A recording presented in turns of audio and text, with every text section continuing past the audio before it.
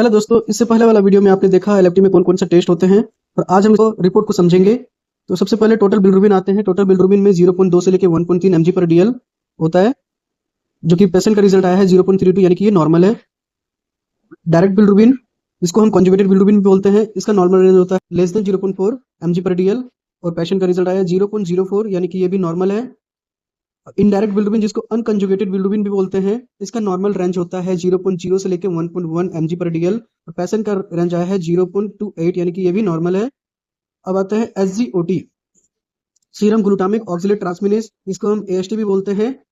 इसका normal range होता है 17 से लेके 59 तक इंटर यूनियन लीटर में होता है ये यूनिट, और इसका रेंज आया है, पेशेंट का रेंज आया है 24, यानी कि ये भी नॉर्मल है। सीरम ग्लूटामिक पायरुवेट ट्रांसमिनेस SGPT, इसको हम ALT भी बोलते हैं।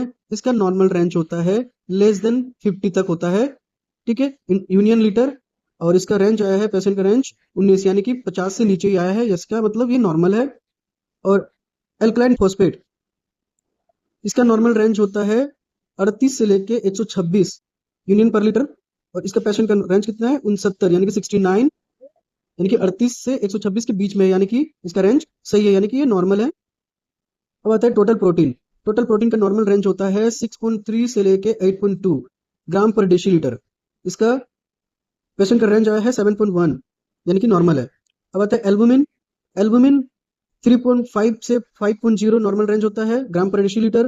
पेशेंट का रेंज आया है 4.5, यानी कि ये भी नॉर्मल है। अब आता है ग्लोबुलिन। ग्लोबुलिन का नॉर्मल रेंज होता है 2.0 टू 3.5 ग्राम पर डेसीलीटर। पेशेंट का रेंज आया है 2.60, यानी कि ये भी नॉर्मल है। और AG रेशियो जो होता है, A और G का मतलब होता है एल्बुमिन और ग्लोबुलिन, यानी कि एल्बुमिन बाय ग्लोबुलिन का रेशियो कितना आ रहा है ये देखा जाता है। तो 1.73, यानी कि ये भी नॉर्मल ही है। धन्यवाद।